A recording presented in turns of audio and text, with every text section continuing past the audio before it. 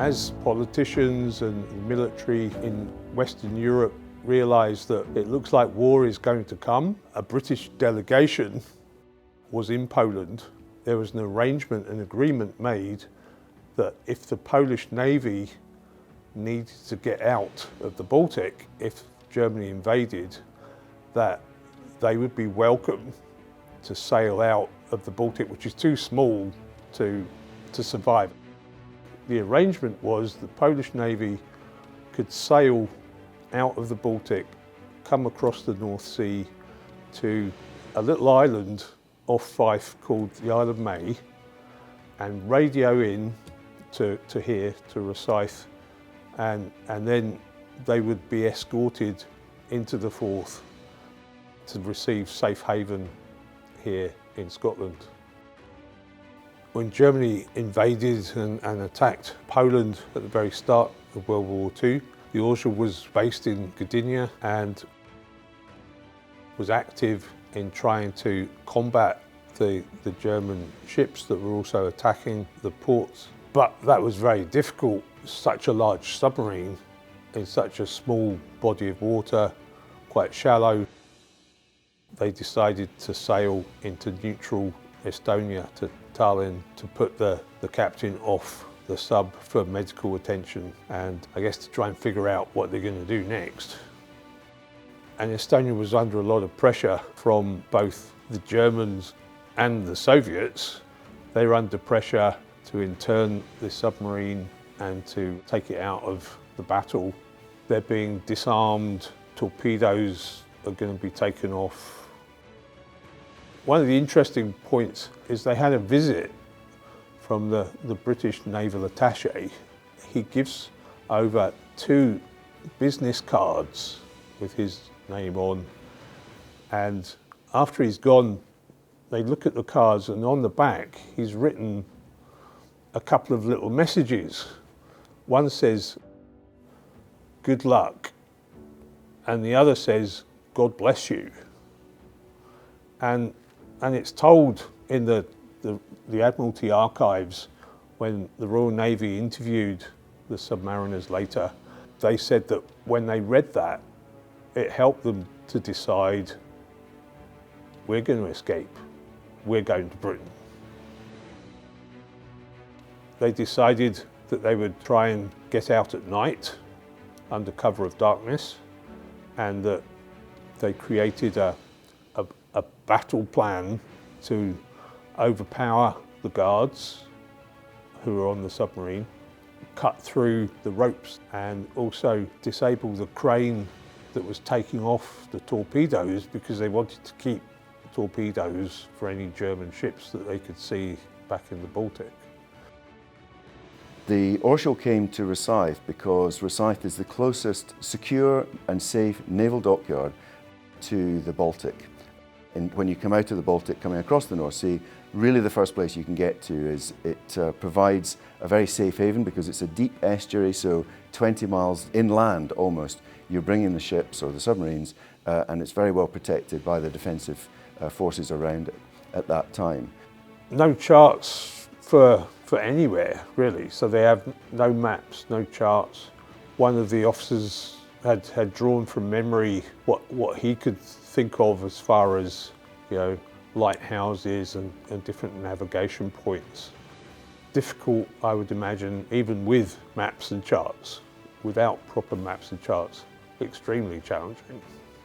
I'm formerly a sailor myself, and understanding the difficulty of trying to navigate a submarine in enemy waters without proper tools, navigation tools and so on, is an absolutely extraordinary story. Gdy wreszcie dotarliśmy do Anglii, nie mieliśmy na pokładzie zupełnie słodkiej wody. Mało brakowało, a zginęlibyśmy pod wodą z pragnienia. The radio had also been damaged, so they were trying to fix the radio, because the plan with the British was that they would radio ahead for help. And also, if you don't radio and tell them where you are, they're going to think you're an enemy submarine and try and sink you. The Orzeł finally arrived at Rosyth in October 1939. Winston Churchill said it was one of the most poignant, most epic stories of World War II. The Orzeł was docked here at Rosyth 3 times, in fact, whilst it was operating with the British Royal Navy. We keep a record of every time that we bring a ship into a dry dock. We have 3 dry docks here, plus an emergency dry dock. And at the time of the Second World War, we actually had a floating dock as well. And so we have a record here of the dates that the Orzeł was in dry dock. We have a record of the drafts, which is the amount of depth underwater at the forward end and the aft end of the submarine. So after the Orzeł reaches Rosyth, they're very keen to get back into the fight, but the submarine needs some work done on it. During the Second World War, Poland provided a number of troops who worked here in Scotland. And in fact, it was the Polish Defence Force that was responsible for mounting the defence of the whole of the Rosyth Royal Dockyard. There was both a naval defence force in the Forth and a land-based defence force all around the Rosyth Royal Dockyard. At this point in the war, there was a big focus on Norway when Germany secretly launched the invasion of Norway. The Orzeł happened to be on patrol and was in the right place at the right time to see a large cargo ship, which they managed to identify as German, from Hamburg, the Rio de Janeiro, and they attacked and managed to sink her with torpedoes, not actually realizing that it was full of German troops being sent to invade Norway. So that was a significant success. As I start to learn something about this epic story, I then also noticed on my internet search that there were memorials to the Orzeł at different locations in Europe where she was, built and interned, stationed. And yet here in Rosyth, which was a big part of her story, there was nothing to remind people. With my friend Colin Maxwell, we started a little plan, a little notion to try and do something, and maybe just a small plaque somewhere in Rosyth. Idea i pomysł upamiętnienia związków najsławniejszej polskiej łodzi podwodnej ORP Orzeł ze Szkocją ma pełne nasze wsparcie. Ta historia jest wciąż za mało znana. Chcemy ją opowiedzieć, dlatego że jesteśmy to winni pokoleniom polskich bohaterów, polskich marynarzy i ich oficerów, którzy od pierwszego do ostatniego dnia wojny służyli na okrętach Marynarki Wojennej II Rzeczpospolitej i walczyli u boku Royal Navy przez okres całej wojny. Samo przybycie orła do Szkocji jest bardzo symboliczne. Wyobrażamy sobie taką scenę, w której orzeł po wielu dniach samotnej bohaterskiej wędrówki, uciekając z Stalina, z internowania, szczęśliwie przypływa do wybrzeży Szkocji. I na jego spotkanie wychodzi niszczyciel HMS Walrus Royal Navy, który ma go bezpiecznie doprowadzić do szkockiego portu Rosyth. To jest bardzo znaczące, bo to pokazuje sojusz naszych krajów i współpracę podczas II wojny światowej, a także dzisiaj, kiedy nasze siły zbrojne współpracują, budując potencjał morski floty Marynarki Wojennej Rzeczypospolitej Polskiej w ramach programu Miecznik, a także w ramach programu obrony przeciwrakietowej NAREW. Szczególnie cieszy nas udział w tym projekcie lokalnych szkockich i angielskich historyków, lokalnych władz, które nas wspierają, a także 2 stoczni, brytyjskiej stoczni działającej w Rosyth Babcock oraz stoczni Damen Naval Królestwa Niderlandów, która oryginalnie niesie tradycję i zbudowała orła przed wojną dla Marynarki Wojennej II Rzeczpospolitej.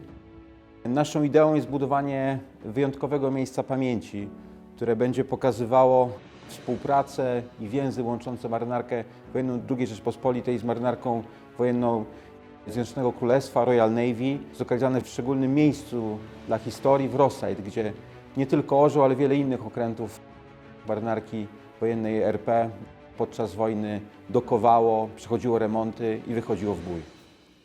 We decided to support the Orzeł Memorial because of 2 reasons. First of all, it's a key part of our history. So when somebody wants to come along and help us to tell part of the story of Rosyth Royal Dockyard, we're very happy to help with that. But also, of course, it's a great link between our 2 countries. We're now in a partnership, Babcock is in a partnership with the Polish government, with PGZ specifically, to help to build the Miesznik program frigates. So it felt like the Orzeł story was a great way to help to seal and cement that, that bond between the two organisations.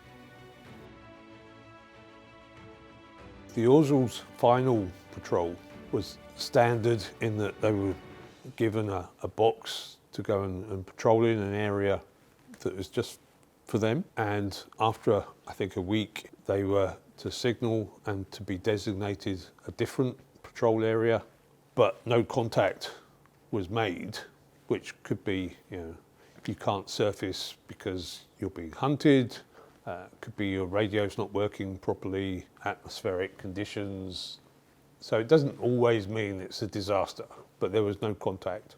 And eventually, with continuing no messaging, no sight, no sound from the submarine, eventually the Admiralty decide she must be sunk. And even to this day, people are trying to find out, where is she, what happened.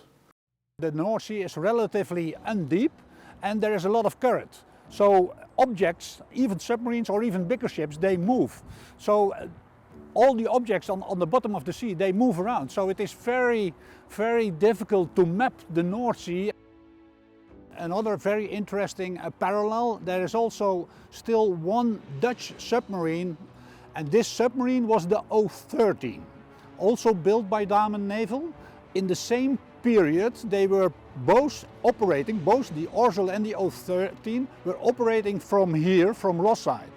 And they had a very similar tasking and mission in the North Sea, and both submarines did not return from that mission, still on patrol. The Polish Navy and the Dutch Navy, they have special committees to locate all missing submarines, and they already have some expeditions to look for the submarine. I'm very confident though that it will be found eventually. The technology for finding assets on the seabed is improving all of the time, so I'm really confident we will find it eventually. I think one day she will be found.